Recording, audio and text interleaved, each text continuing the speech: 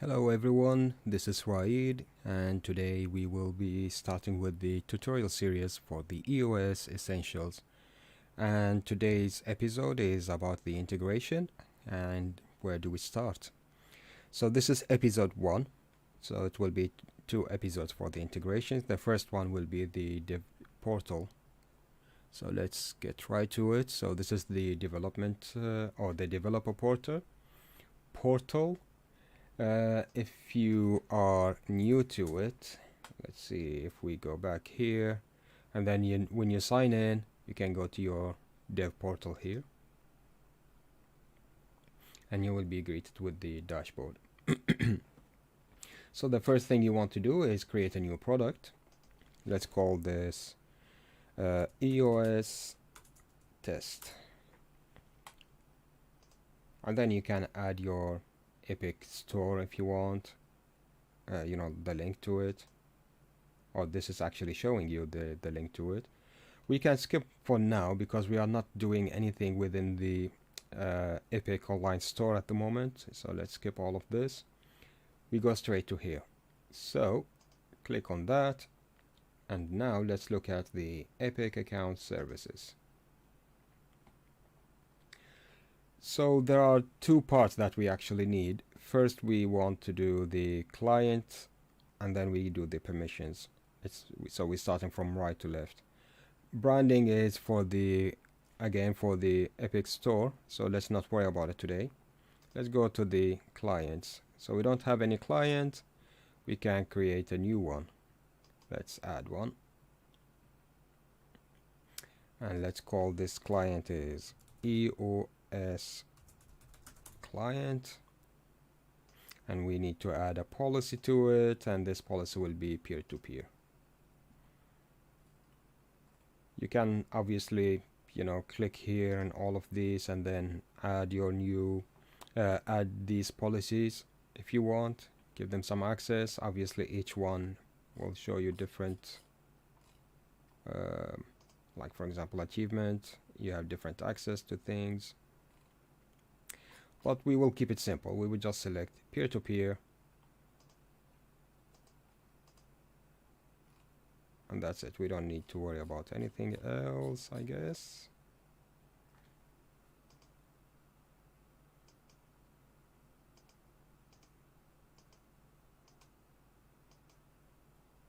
Oh, policy name, EOS policy. So we can add that. Now we have this. We don't need to worry about the IP addresses, predicted URL, none of that. Just add the new client. Now that we have a client, and that's it's the client ID, if you will. So if we look down, we see here what are the permissions, and we can also click here and edit them later on. But let's go back to the Epic account services. Let's click on clients, and let's select the client that we just created and save changes. Next, we go to permissions, and we say we want the online presence, we want friends. These are basically the UI, when you hit Shift F3 to show the Epic Online Services is UI. These are the things that you're gonna see. Don't select country for now because I heard that people are having problems with it. So if you want to select, allow access to a country, then I think you need to contact the Unreal Engine support to see why it's not working. But for now, let's leave it off, and let's hit save changes. So now we have the permission configured, we have the clients. There you go, green.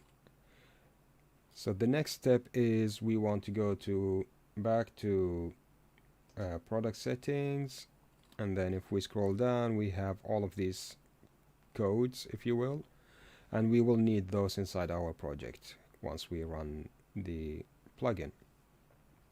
So just to make things a little bit faster, I already created a project called the third person character. It's just literally just the template. No content, no starter content or anything. It's just a blueprint, not a C++. So very basic. I will go to plugins. Now that, let me actually quickly open the launcher, library. Just a quick refresher that you will need to install to engine. I already installed it, that's why I'm getting this message, but you need to install it to the engine. Once you do that, you will have a new category here called Ride Bus, and you have the EOS Essentials, so you can just tick it and restart.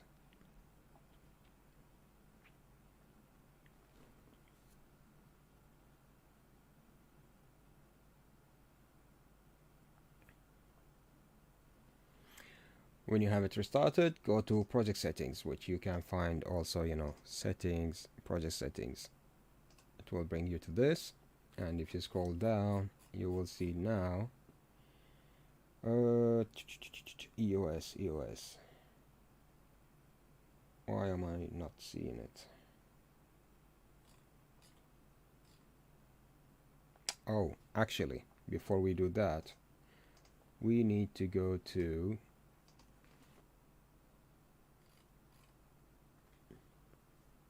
online subsystem. Here we go. Now, finally, the EOS online subsystem. That's what you want to look for. So now, if we scroll down until we see this, your default engine, blah blah blah, should see it like this. So you want to copy all of that. Copy. And let's go to your project. Let's right click here and show Explorer.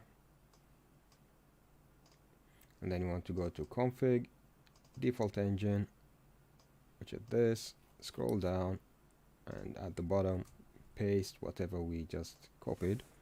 Let me just remove these spaces. I'm not sure why we are getting those.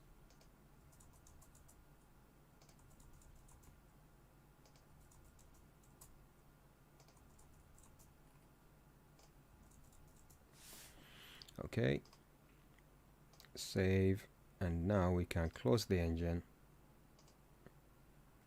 and restart it.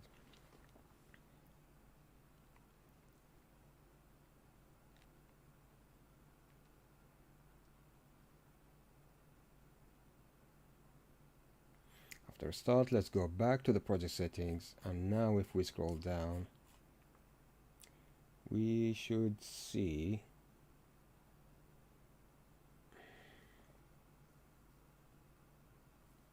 here, online subsystem EOS. This is what I was looking for in the first place. So what we want to do is to create a new artifact. So let's do that. Artifact, think of it like the project, if you will. So let's call it just EOS test, whatever you want. And then we want to copy this and add it to here, default artifact name.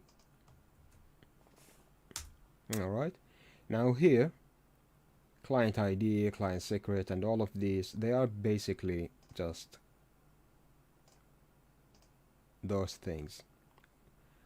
So if we put this there, and this is here, the first one wants client ID. Let's find the client ID, which is here, client ID, copy and paste. Client secret, copy and paste. Product ID, here we go, copy and paste. Sandbox ID, there we go. Deployment ID, which is this one. And finally, encryption key. You can leave that blank, or you can add 64 ones, or you can do 64 hexadecimal generator. You can tell it I want 64 ones, then generate, and it will give you this copy any of those and then paste it here. That's it. It's that simple. Alright, once that's done, if we now look at, let's see, show plugins and show engine plugins, will show you all the enabled plugins at the moment.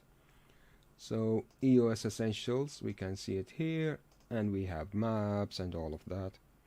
These are examples basically. You also have the UIs. So I will select this main menu here. So to start with, I could use one of these, obviously, to play with.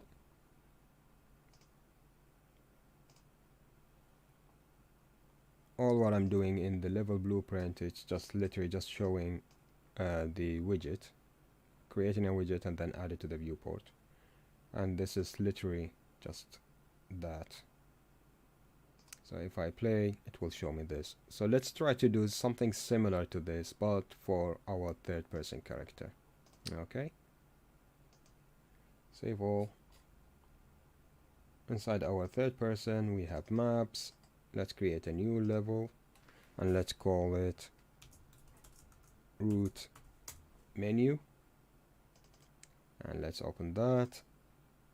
Inside the root menu,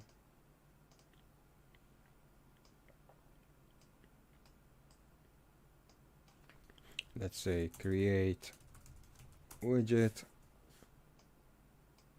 and here we can find the main menu and we add to viewport. Compile and save. Let's open the main menu now. We will do all of this from scratch, but for now we just want to see if it's actually working fine. So if we, let me hide this loading for a second. So this is the host button, and if we look at the lobby level, it's called lobby, fine. Once we click on the host, it should take us to the lobby level.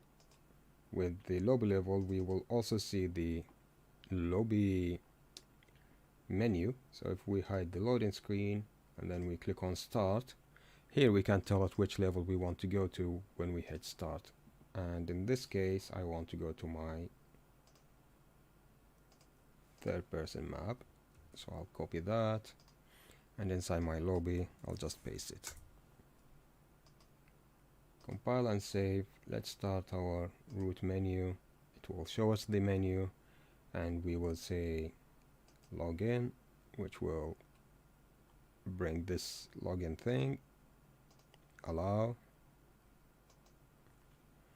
After a few seconds, it should show me succeeded, correct, and then I say host, and I'm in my lobby at the moment. If I hit tab, I can say start game. It should take me to the third person character now. There we go, and now we are inside the third person character map. So this tells me that the integration is have succeeded. In the next tutorials, we will be doing creating our own menu. Obviously, you are welcome to use the one that included in the template, just as I did right now. I don't need to, like, not wasting time on creating all of these functionalities. But if you want to create a custom menu, or if you already have a main menu and you just want to include the functionalities in your existing menu, you are welcome to continue in the next one where we are showing just that. Alright, in the time being, thank you very much for watching, and I hope to see you again soon in the next video. Thank you very much, and bye bye.